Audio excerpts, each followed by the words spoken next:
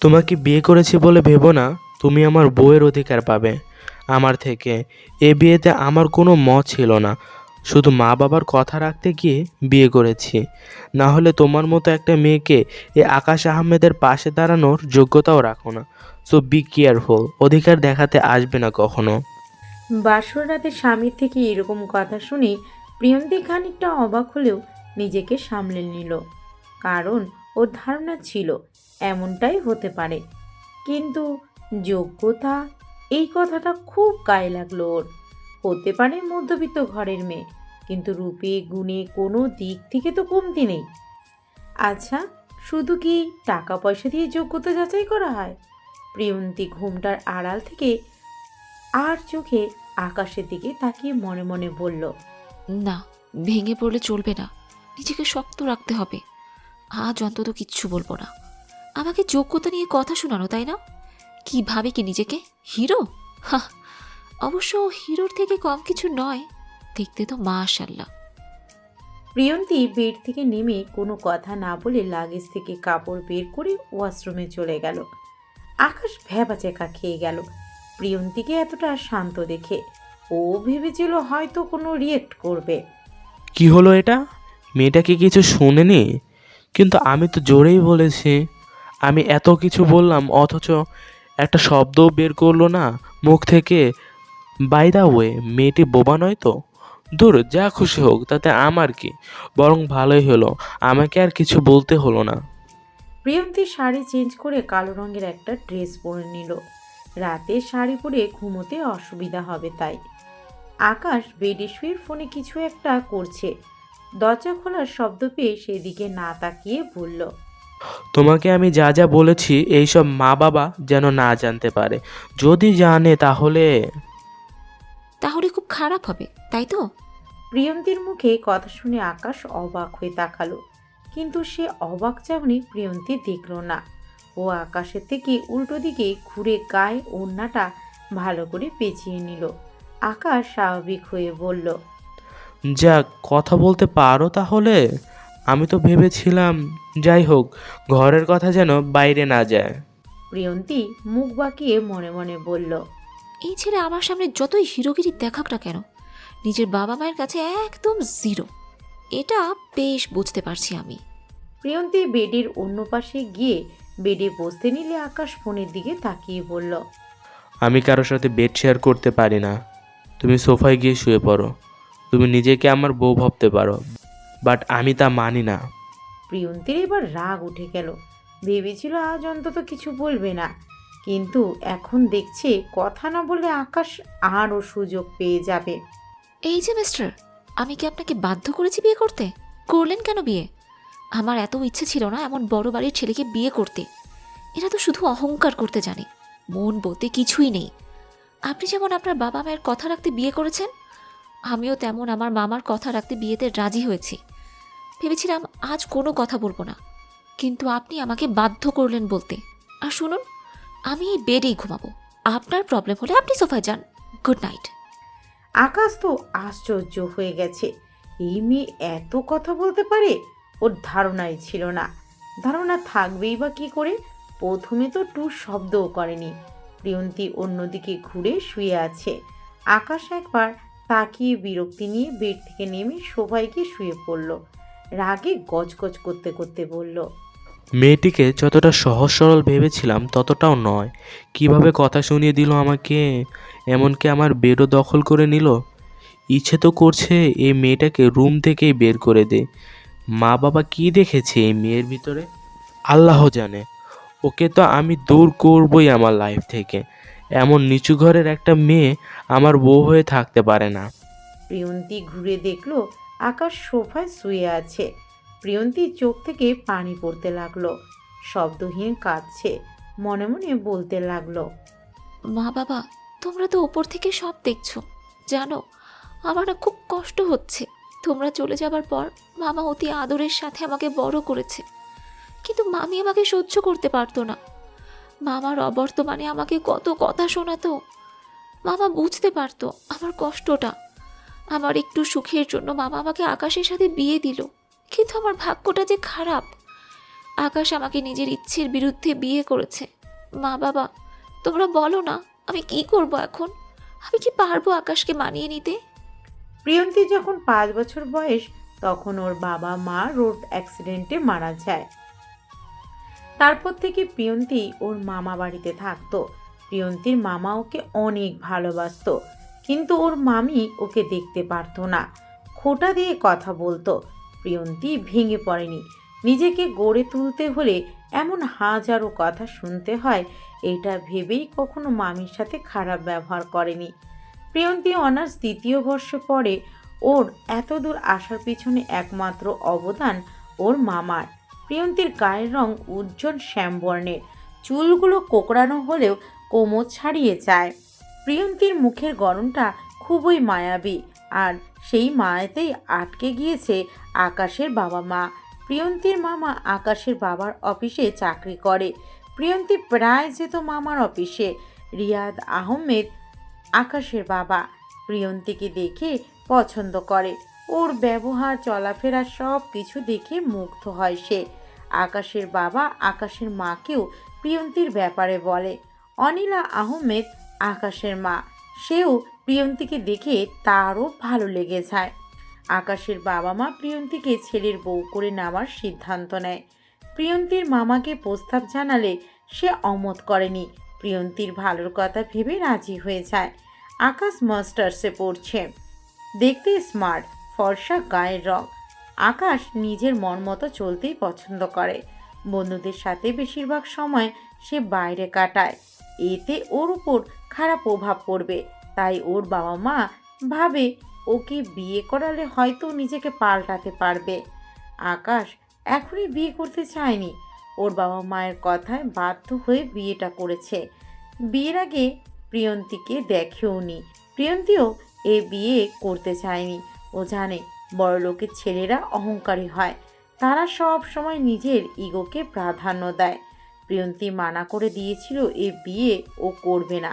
শুধুমাত্র মামার মান রাখতে রাজি হতে হয়েছে, কারণ ওর মামা আকাশের বাবা মাকে কথা দিয়েছিল।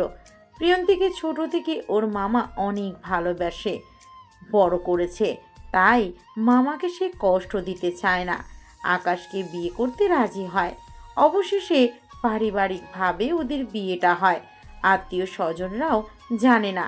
আকাশের পড়াশুনো শেষ হলে জানাবে সবাইকে। খুব সকালে প্রিয়ন্তীর ঘুম ভেঙে যায়। প্রিয়ন্তী উঠে ফ্রেশ হয়ে শাড়ি পরে নিল। সে এবাড়ির বউ। বিয়ের পরদিন জামা পরাটা মোটেও ভালো দেখায় না। প্রিয়ন্তী নামাজ আদায় করে ঘড়িতে টাইম দেখল, 5:55 বাজে। প্রিয়ন্তী রোজকার অভ্যাস ভোরে উঠে নামাজ পড়ে কোরআন তেলাওয়াত করা, কিন্তু এই রুমে আশেপাশে তাকিয়ে কোথাও কোরআন দেখতে পাচ্ছে না। তাই ভাবলো শাশুড়ির থেকে জেনে নেবে কোরআন কোথায় রাখা আছে। আকাশ সোফায় জড়সড় হয়ে ঘুমিয়ে আছে। প্রিয়ন্তী বেড থেকে চাদরটা এনে আকাশের গায়ে মেলে দিল। প্রিয়ন্তী আকাশের দিকে কিছুক্ষণ তাকিয়ে থেকে বলতে লাগলো, ছেলেরা ঘুমালে এত সুন্দর দেখায় জানা ছিল না। কি সুন্দর লাগছে ওনাকে। আমাদের বিয়েটা যেভাবেই হোক, হয়েছে তো। এই মানুষটা আমার স্বামী, কিন্তু উনি তো আমাকে বউ বলে মানতে নারাজ। উনি কি কখনোই মেনে নেবে না আমাকে? মানুষের জীবন সত্যিই অদ্ভুত। অনেক বাধা বিঘ্ন অতিক্রম করে এগিয়ে যেতে হয়। আমাকে শক্ত হতে হবে। আকাশের সামনে দুর্বল হওয়া যাবে না। আকাশকে বুঝিয়ে দিতে হবে যোগ্যতা শুধুমাত্র সমানে সমানে হয় না, মানুষের সঠিক ব্যবহারই হলো আসল যোগ্যতা। প্রিয়ন্তী কিচেনে এসে নিজ হাতে ব্রেকফাস্ট তৈরি করে সব টেবিলে নিয়ে রাখলো। বাড়ির কাজের মেয়ে ওকে মানা করেছিল, কিন্তু ও শোনেনি। শিউলিকে সাথে থেকে সাহায্য করতে বলে নিজেই করেছে। আকাশের মা নিচে এসে দেখলো প্রিয়ন্তীর ডাইনিংয়ে সব এনে রাখছে। উনি এগিয়ে এসে বলল, প্রিয়ন্তী, তুমি এত সকালে উঠেছো কেন? আর এসব তুমি করছো কেন? আসলে আন্টি, আমার সকালে ওঠারই অভ্যেস। তাছাড়া আমার এসব করতে একদম প্রবলেম হচ্ছে না। শিউলি আমাকে মানা করেছিল, আমি নিজে থেকেই করেছি। বুঝলাম। তুমি আমাকে আন্টি কেন ডাকছো? মা বলে ডাকবে কেমন? আচ্ছা, তাহলে আপনি আমাকে তুমি নয় তুই করে বলবেন। ঠিক আছে, বলবো তুই করে। তাহলে যে তোকেও এই মাকে আপন ভেবে তুমি বলতে হবে? প্রিয়ন্তীর চোখ ছলছল করে উঠল। শাশুড়ি যে ওকে একদিনে এত আপন করে নেবে ভাবেনি। এ কি রে, তোর চোখে পানি কেন? প্রিয়ন্তী চোখের পানি মুছে বলল। কই না তো। আকাশের মা প্রিয়ন্তীর গালে হাত রেখে বলল। বুঝতে পেরেছি আমি। শোন, আজ থেকে আমি তোর মা, কখনো শাশুড়ি ভাববি না। নিজের মা ভেবে সব কিছু শেয়ার করবি আমার সাথে। তুই সত্যি খুব লক্ষ্মী মেয়ে, আমার মেয়ে হয়ে থাকবি তুই। ব্রেকফাস্ট টেবিলে আকাশ পরোটা খেতে খেতে বলল। মা, আজকের ব্রেকফাস্ট কে বানিয়েছে? স্বাদটাও অন্যরকম। কেন ভালো হয়নি? ভালো হয়েছে বলেই জিজ্ঞাসা করলাম। আকাশের মা হেসে বলল। প্রিয়ন্তী করেছে। আকাশ মায়ের দিকে তাকিয়ে বলল। প্রিয়ন্তীকে? আকাশের মা বাবা বোন সবাই অবাক হয়ে তাকিয়ে আছে। আকাশের বোন আফিয়া বলল। সে কি ভাইয়া, তুই নিজের বউয়ের নামটা জানিস না এখনো? আকাশ ওর মায়ের রুমে মাথা নিচু করে বসে আছে। আকাশের মা ওর পাশে এসে বলল। আকাশ, আমি আর তোর বাবা তোর ভালোর কথা ভেবে প্রিয়ন্তীকে তোর সাথে বিয়ে দিয়েছি। আমি বুঝতে পারছি তুই ওকে মেনে নিতে পারছিস নি। প্রিয়ন্তী খুবই ভালো মেয়ে, ওকে তুই মেনে নে। আকাশ নিচের দিকে তাকিয়ে বিড়বিড় করে বলছে। ওই মেয়ের তো আজকে খবর আছে। আমি মানা করার পরও মাকে বলে দিয়েছে আমি ওকে মেনে নেইনি। কি হলো, বিড়বিড় করে কি বলছিস তুই? না মা, কিছু না। মা, ওই মেয়েটা তোমাকে বলেছে আমি ওকে মেনে নেইনি, তাই না? ওই মেয়েটা কি কথা? ওকে প্রিয়ন্তী বলবি। আর শোন, প্রিয়ন্তী আমাকে কিছু বলেনি। তুই খাবার টেবিলে ওর নাম শুনে চিনতে পারলি না, তখন আমি যা বোঝার বুঝে নিয়েছি। দেখ আকাশ, মেয়েটা আমাদের মতো এত বড় ঘরের মেয়ে না হলেও ওর মধ্যে আমাদের সাথে মিশে থাকার প্রতিভা আছে। আমি গত 2 সপ্তাহ ধরে ওকে ফলো করে তারপর সিদ্ধান্ত নিয়েছি। তোর কি মনে হয়, তোর বাবা আর আমি তোর খারাপ চাইবো? মা, এইসব কি বলছো? তোমরা আমার খারাপ চাইবে কেন? মা, তোমাদের কথা রাখতে আমি বিয়ে করেছি। ভেবেছিলাম পড়াশোনা শেষ করে অতঃপর বিয়ে করব, কিন্তু তোমরা সেই সুযোগটা দাওনি আমাকে। চিনি না জানি না এমন একটা মেয়েকে আমার লাইফে জুড়ে দিলে। এখন চিনবি ওকে, প্রবলেম কোথায়? তোর পড়াশোনায় তুই চালিয়ে যা। আকাশ, আবারও বলছি, প্রিয়ন্তীর মতো লক্ষ্মী মেয়ে খুবই কম দেখা যায়। ওর আচরণ চলাফেরা সব দিক থেকে পারফেক্ট। আর চেহারা তো মাশাল্লাহ, অনেক মায়া ওর চোখে মুখে। আকাশ মনে মনে বিরক্ত হচ্ছে প্রিয়ন্তীকে নিয়ে কথা শুনতে। মাকে মানা করতেও পারছে না, তাই ওর মাকে বলল। মা, তোমাদের কথায় আমি বিয়ে করেছি, ঠিক আছে, মেনে নিব ওই মেয়েকে। এবার খুশি তো? আকাশের মা হেসে বলল। খুব খুশি। তুই শুধু একবার প্রিয়ন্তীকে মেনে নে, দেখবি পরে তুই নিজেই ওকে ছাড়তে চাইবি না, চোখে হারাবি ওকে। আকাশ উঠে দাঁড়িয়ে বলল। মা, আমাকে একটু বের হতে হবে, আসছি এখন। আকাশ মায়ের রুম থেকে বেরিয়ে রাগে হাত মুঠোবন্দি করে বলতে লাগলো। মাকে তো থামানোর জন্য বললাম মেনে নেব ওই মেয়েকে, কিন্তু না, ওকে আমি মানব না। ওই মেয়েটি দেখছি মাকে নিজের বশে নিয়ে নিয়েছে।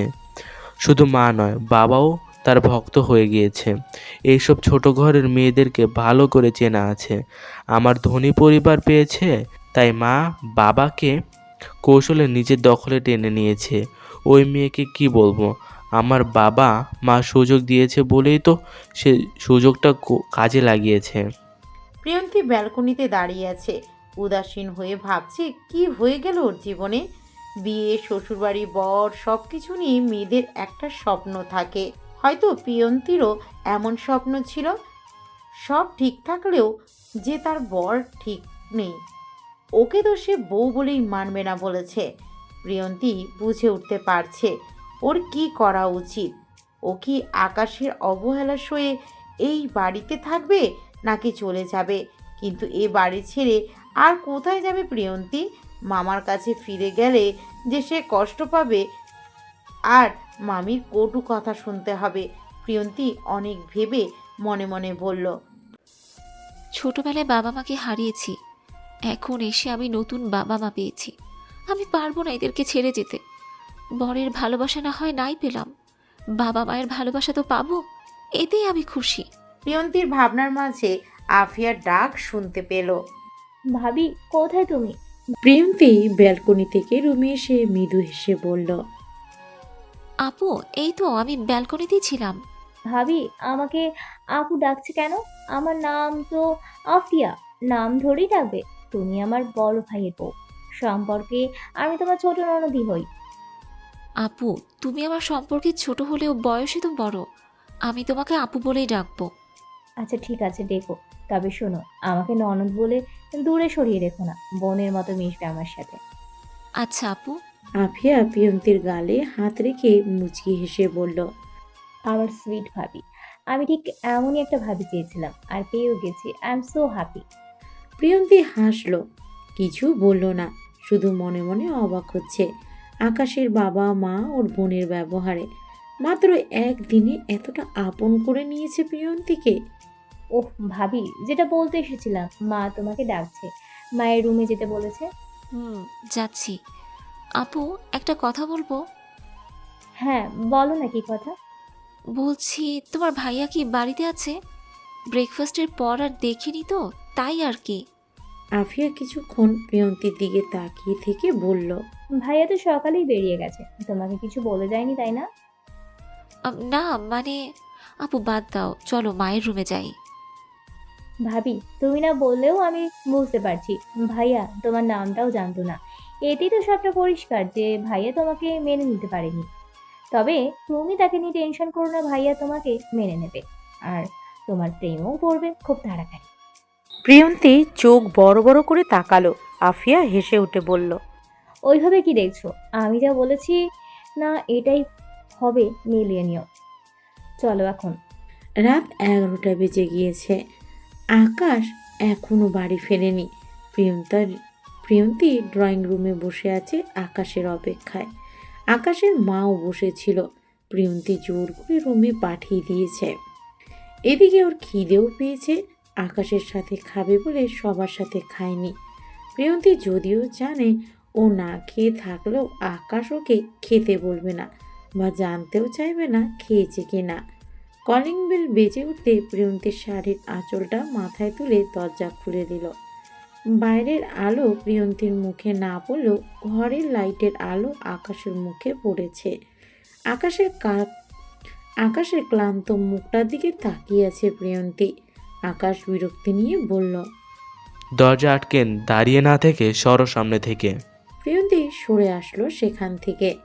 আকাশ ভিতরে ঢুকে সোজা উপরে চলে গেল। প্রিয়ন্তী দরজা আটকে ডাইনিংয়ের খাবার রেডি করে উপরে এলো। আকাশ ফ্রেশ হয়ে ওয়াশরুমে থেকে বের হতে প্রিয়ন্তী সোফা থেকে উঠে দাঁড়িয়ে বলল, খাবার রেডি করে এসেছি, নিচে চলুন। আমি খেয়ে আসছি ফ্রেন্ডের বাসা থেকে, খাবো না এখন। প্রিয়ন্তী আর কথা বাড়ালো না, নিচে এসে খাবারগুলো ফ্রিজে রেখে দিল। প্রিয়ন্তীও আর কিছু খেলো না, শুধু এক গ্লাস পানি খেয়ে রুমে চলে গেল। আকাশ বেডের ঠিক মাঝখানে শুয়ে আছে, ফোনের দিকে তাকিয়ে। প্রিয়ন্তী ঠিক বুঝতে পারছে ও যেন বেডে শুতে না পারে, এই জন্যই মাঝখানে গিয়ে শুয়ে আছে। আমি যেমনই হই না কেন, এই আকাশের সামনে একদম নরম হওয়া যাবে না। প্রিয়ন্তী বেডের পাশে দাঁড়িয়ে বলল, পুরো বেড জুড়ে শুয়েছেন কেন? এক পাশে যান, আমি ঘুমাবো তো। আকাশের কানে যেন কোনো কথাই যায়নি, ও ফোনের দিকে তাকিয়ে আছে। কি হলো, আপনি শুনতে পাননি? আমি ঘুমাবো তো। আকাশ ফোনের দিকে তাকিয়ে বলল, রুম আমার, বেড আমার, এমনকি রুমে যা আছে সবই আমার। সো জোরটা আমার বেশি। এত কথা না বলে যাও, গিয়ে সোফায় শুয়ে পড়ো। ও আচ্ছা, রুম আপনার, বেড আপনার, এই রুমের সব আপনার, তাই তো? তাহলে আপনি স্বীকার করলেন তো যে আমিও আপনার, মানে আপনার বউ। আকাশ রেগে উঠে বসলো। প্রিয়ন্তী পাশ ফিরে দাঁড়ালো, মনে মনে ভাবছে, সাহস দেখিয়ে তো বলে ফেললাম, না জানি জিরোটা কি করবে এখন। How dare you! কি বলছে এইসব? তোমাকে আমি বউ বলে স্বীকার করেছি কখন? এক্ষুনি তো বললেন এই রুমে যা আছে সব নাকি আপনার। তাহলে আমিও তো এখন আপনার রুমেই আছি, তাহলে আমিও আপনার, সিম্পল। আকাশ রাগী চোখে তাকালো প্রিয়ন্তীর দিকে। প্রিয়ন্তীর সাথে সাথে অন্য দিকে ঘুরে বলল, আপনি যদি আমাকে শুতে না দেন, তাহলে আমি এক্ষুনি মাকে গিয়ে বলে দিব যে আপনি আমাকে বেডের জায়গা দিচ্ছেন না। তোমার তো সাহস কম নয়, আমাকে ভয় দেখাচ্ছ মায়ের কথা বলে। ও মা, আপনাকে আমি ভয় দেখাবো কেন? হ্যাঁ, আপনি কি ছোট বাচ্চা যে মায়ের কথা বললাম আর অমনি ভয় পেয়ে গেলেন? আকাশ হাতের মুঠো শক্ত করে দাঁতের দাঁত চেপে মনে মনে বলল, মাত্র 2 দিনে এসেই এত সাহস বেড়ে গিয়েছে এই মেয়ের। অধিকার দেখাতে মানা করেছি, সেটা তো মানছেই না, উল্টো আমার মা বাবাকে, বোনকে নিজের হাতের মুঠোয় নিয়ে নিয়েছে। আবার এখন আমার রুমটাও দখল করতে চাইছে। প্রিয়ন্তী আকাশের দিকে তাকিয়ে দেখলো আকাশ নিচের দিকে তাকিয়ে কিছু ভাবছে। প্রিয়ন্তী মুচকি হেসে গিয়ে বেডের একপাশে চাদর মুড়ি দিয়ে শুয়ে পড়ল। আকাশ পাশে তাকিয়ে চেঁচিয়ে বলল, তোমাকে না বলছি সোফায় গিয়ে শুতে, এখানে কেন শুয়েছো? উঠো বলছি। প্রিয়ন্তী চাদরটা মুড়ি দেওয়া অবস্থায় বলল, উঠবো না, বেডে অনেক জায়গা আছে, শুয়ে পড়ুন, তাহলে সোফায় যান। কি মেয়ে রে বাবা, ঠিক আছে এইটাও মেনে নিলাম, তবে খুব তাড়াতাড়ি তোমাকে এ বাড়ি থেকে বের করব। খুব ভোরে মধুর কণ্ঠে কোরআন তেলাওয়াত শুনে আকাশের ঘুম ভেঙে গেল। চোখ ডলতে ডলতে চোখ মেলে তাকালো। কিছুটা বিরক্তি লাগলো, এত সুন্দর কোরআন পাঠ শুনে খুব ভালো লাগছে ওর। শোয়া থেকে উঠতে নিলে দেখলো কালকের মতো আজও চাদর গায়ের উপর। আকাশ সামনে তাকিয়ে দেখলো প্রিয়ন্তী মাথায় ওড়না পেঁচে জায়নামাজে বসে কোরআন তেলাওয়াত করছে। আকাশ ঘড়ির দিকে তাকিয়ে দেখলো 5:52 বাজে। এত ভোরে কি করে ওর ঘুম ভাঙলো এটা ভেবেই অবাক হচ্ছে। প্রিয়ন্তী পড়া শেষ করে কোরআন শরীফ ঠিক জায়গায় রেখে জায়নামাজ গুছিয়ে ঘুরে তাকিয়ে দেখলো আকাশ নিচের দিকে তাকিয়ে সোফায় বসে আছে। কি ব্যাপার, আপনার এত সকালে ঘুম ভেঙে গেল যে? বুঝেছি, আমার কোরআন পড়ার শব্দে আপনার ঘুম ভেঙে গিয়েছে, তাই তো? আচ্ছা ঠিক আছে, আমি পাশের রুমে গিয়ে পড়বো কাল থেকে। প্রিয়ন্তী কথাটা বলে অন্যদিকে ঘুরে ওড়না খুলতে লাগলো। আকাশ উঠে দাঁড়িয়ে টি শার্ট ঠিক করতে করতে বলল, না, অন্য রুমে যেতে হবে না, এই রুমেই পড়বে। প্রিয়ন্তী ঘুরে আকাশের দিকে তাকিয়ে বলল, আপনার প্রবলেম হবে না তো? না, প্রবলেম কিসের? কোরআন পড়া বা শোনা তো খারাপ কিছু নয়। তাহলে তো নামাজ পড়াটাও খারাপ কিছু নয়, বরং আপনার জন্য ভালো। আপনি এখন থেকে নামাজ পড়বেন, কেমন? এই মেয়ে, তোমাকে আমার ভালো নিয়ে ভাবতে হবে না, আমি নিজের ভালোটা বুঝে নেব, ওকে? ঠিক আছে, ভাবলাম না। হ্যাঁ। প্রিয়ন্তী ড্রেসিং টেবিলের সামনে গিয়ে চুল ছেড়ে দিল। ওর ঘন কালো কোকড়ানো চুলগুলো কোমর ছড়িয়ে পড়ল। প্রিয়ন্তী চুল আঁচড়ে চুল কাঁধের একপাশে এনে কিছু একটা খুঁজতে লাগলো। ড্রেসিং টেবিলের উপর আকাশের ফোন রাখা ছিল। আকাশ ওটা নিয়ে মাথা তুলে কয়েক সেকেন্ড অবাক হয়ে চেয়ে থেকে বলল, তুমি প্রিয়ন্তী? প্রিয়ন্তী হাঁ করে আকাশের দিকে তাকিয়ে আছে। আকাশ আবারও বলল, কি হলো বলো, তুমি প্রিয়ন্তী? হ্যাঁ, আমি প্রিয়ন্তী, কিন্তু হঠাৎ এভাবে নাম জিজ্ঞেস করছেন কেন? আকাশ কোনো কথা না বলে হাঁ করে তাকিয়ে রইল প্রিয়ন্তীর দিকে। ওর এভাবে তাকানোতে প্রিয়ন্তী অস্বস্তি বোধ করছিল। হঠাৎ আকাশের এভাবে তাকিয়ে থাকা, নাম জানতে চাওয়া অদ্ভুত লাগছে প্রিয়ন্তীর কাছে। প্রিয়ন্তী আকাশের সামনে হাত নাড়িয়ে বলল, এই যে জিরো সাহেব, কোথায় হারিয়ে গেলেন আপনি? আকাশ কিছুটা চমকে উঠে বলল, জিরো? আমাকে জিরো কেন বলছো তুমি? ঘরের মধ্যে আমার সামনে হিরোগিরি দেখান আপনি, আর বাবা মায়ের সামনে জিরো, তাই আমি আপনার এই নাম দিয়েছি। খবরদার, আমাকে তুমি জিরো বলবে না। আচ্ছা একটা কথা বলো তো, আমি কি তোমাকে বিয়ে করেছি?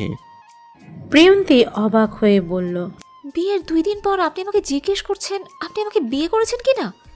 কথাটা কেমন হাস্যকর হয়ে গেল না? আকাশ আর কিছু বলল না, মাথার চুলগুলো এক হাতে টানতে টানতে বেলকনিতে চলে গেল। প্রিয়ন্তী আকাশের যাওয়ার দিকে তাকিয়ে বলল, কিছুই তো বুঝলাম না, কি হলো এটা? আকাশ বেলকনিতে দাঁড়িয়ে বিড়বিড় করে বলতে লাগলো, এই মেয়েটার সঙ্গে 2 দিন এক রুমে থেকেও ওর চেহারাটা আমি দেখিনি, কিন্তু কিন্তু কিছুক্ষণ আগে আয়নায় ওর মুখটা দেখে আমি অবাক না হয়ে পারছি না। এইটাই সে মায়াবী পরী যাকে আমি এত খুঁজেছি অথচ পাইনি। হ্যাঁ, সেদিন তো ক্যাফেতে পাশের মেয়েটি ওকে প্রিয়ন্তী নামেই ডেকেছিল, আর সেই মায়াপরীটা আমার বউ হয়ে আমার এত কাছে আছে। ও মাই গড, আমি জাস্ট ভাবতে পারছি না, আমি আরও 2 দিন আগে ওর মুখটা কেন দেখলাম না, কেন ওর নামটা শুনেও আমি সেই মায়াবী পরীর কথা ভাবলাম না। যদিও নামটা শুনে চমকেছিলাম অনেক, কিন্তু একই নামে তো অনেক মেয়ে আছে, এটা ভেবে ভুল করেছি। এখন কি করব আমি? আকাশ চোখ বন্ধ করে ভাবতে লাগলো কয় মাস আগের কথা। আকাশ বন্ধুদের সাথে একটা ক্যাফেতে বসে আড্ডা দিচ্ছে।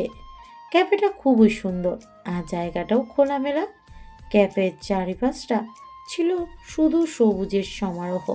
শো শো করে বাতাস বইছে, যা এখানে থাকা সকলের শরীর মনকে ফ্রেশ করে দিচ্ছে। এক কথায় অসাধারণ একটি জায়গা। হঠাৎ মেয়েদের হাসির শব্দ পেয়ে আকাশ পাশের টেবিলে তাকালো। ওই টেবিলে 3জন মেয়ে বসে আছে। 2জন মেয়ের মুখ দেখতে পেলেও ওই 2জনের আড়ালে থাকা মেয়েটির মুখটা আকাশ দেখতে পায়নি। হাসির শব্দটা যেন আকাশের কানে এখনো বাজছে, কিন্তু ওই 3টি মেয়ের মধ্যে কে এত সুন্দর করে হাসলো আকাশ সেটাই ভাবছে। আকাশের বন্ধু অনেক আকাশকে বলল,